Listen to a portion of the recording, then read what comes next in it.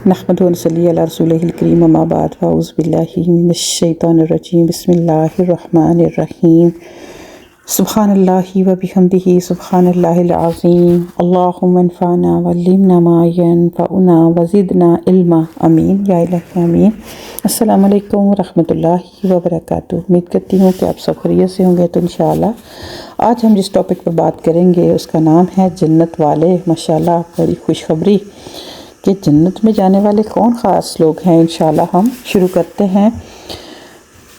तो पहले हदीस के चंद अल्फाज हैं, उनका मफ़हूम है जो मैं आप सबके साथ शेयर करूंगी कि अल्लाह हदीस पाक में आया है कि नबी पाक सल्लल्लाहु अलैहि वसल्लम से पूछा गया कि वो क्या चीज़ है जो लोगों को सबसे ज़्यादा जन्नत में ले जाएगी, यानी कि कौन सा ऐसा काम है, कौन सी ऐसी एक्टिविटी है जो कि लोगों को जन्नत में ले जाने का बाइस बनेगी। तो आप सल्लल्लाहु अलैहि वसल्लम ने जवाब दिया कि अल्लाह का तकवा, यानी कि अल्लाह तबारक व तआला से डरना इख्तियार करना और फिर बेहतरीन इखलाक, यानी कि हर काम हर एक्शन से पहले इंसान के अंदर इस चीज़ का डर हो अल्लाह का कि उसको मैंने जवाब देना है, वो मुझे देख रहा है, वो मुझे जानता है। तो अगर तकवा की हम डेफिनेशन पढ़ें तो फिर अनलिमिटेड है, यानी कि इतनी ज़्यादा बातें हैं कि इंसान फिर समटाइम सोचता है कि हर चीज़ में, बिल्कुल हर चीज़ में अल्लाह सुब्हाना ताला की खुशनुदी को और अल्लाह ताला की नाराज़गी को जब इंसान आगे रखता है तो इसी का नाम जो है वो, जैसे कि उसकी छोटी सी मिसाल ऐसे है कि जब इंसान एक खारदार झाड़ी में सफ़र कर रहा होता है तो अपने आप को वो इस तरह बचा के गुज़र रहा होता है कि उसके कपड़े, उसकी चीज़ें जो हैं वो उन खारदार कांटों से जो है वो बच सकें।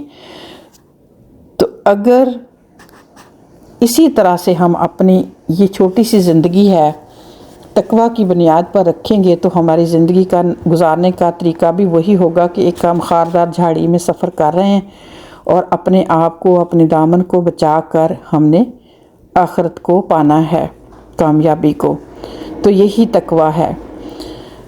तो फिर जब इंसान इस तरह की ज़िंदगी गुजारता है तो फिर ऑब्वियसली अल्लाह सुब्हाना व तआला की खुशनुदी पा लेता है। फिर दूसरा आ जाता है बेहतरीन इखलाक, यानी कि जो अच्छा करे उसके साथ तो हम अच्छा कर ही लेते हैं, लेकिन जो बुरा करे उसके साथ भी अच्छा करना बेहतरीन इखलाक है।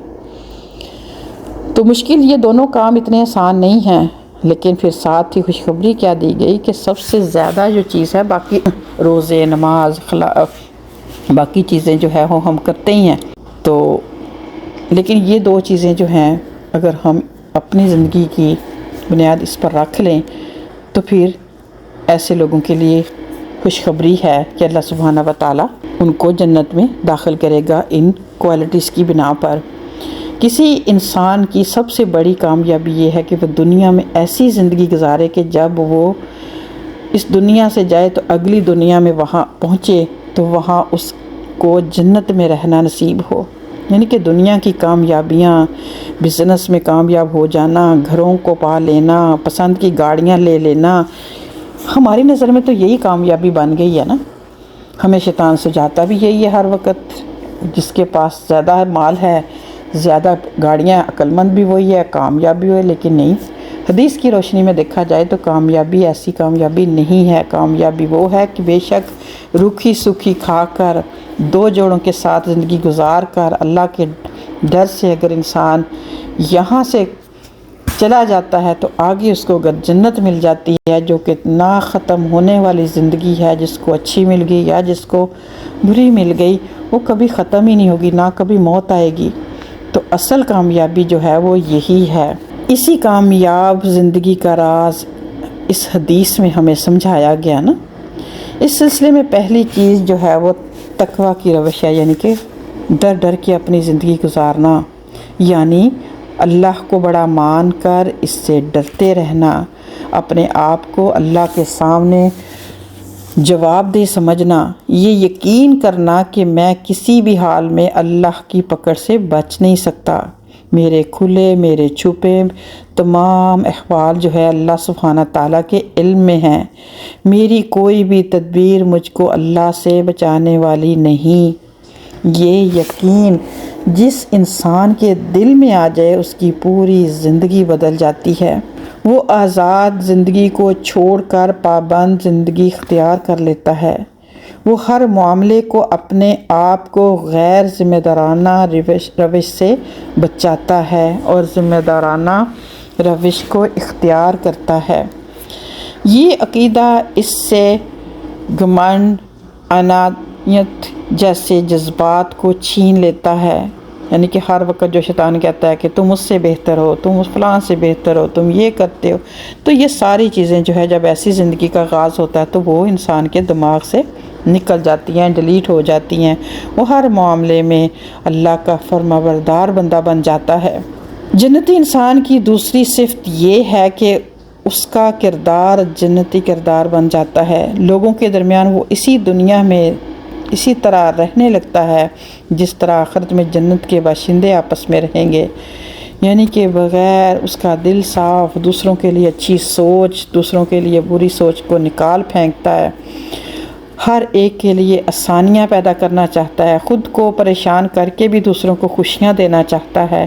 تو پھر ویسے بھی جب دیکھا جائے کہ اگر ہمارے رویے ایسے ہو جائیں تو یہ دنیا بھی جنت سے کم نہیں ہوگی، لیکن افسوس ایسا ہم کم ہی کرتے ہیں اور کم ہی سوچتے ہیں۔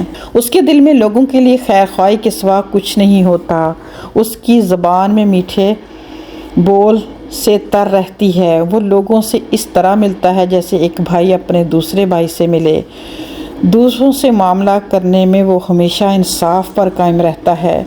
جب بھی وہ لوگوں سے معاملہ کرتا ہے تو وہ اس وقت اخلاقی اور انسانی اصول کے رہنما ہوتے ہیں، محض کے ذاتی مفادات۔ تو یہیں پر میں بات کو کمپلیٹ کروں گی۔ بہت ہی پیاری باتیں تھیں۔ اللہ سبحانہ و تعالیٰ اس ٹاپک کی روشنی میں، اس حدیث کی روشنی میں ہم سب کو اپنا اپنا محاسبہ کرنے کی ہمت اور توفیق عطا فرمائے۔ اپنا بہت خیال رکھیے گا۔ انشاءاللہ نیکسٹ لیکچر میں ملاقات ہوگی۔ السلام علیکم ورحمۃ اللہ وبرکاتہ۔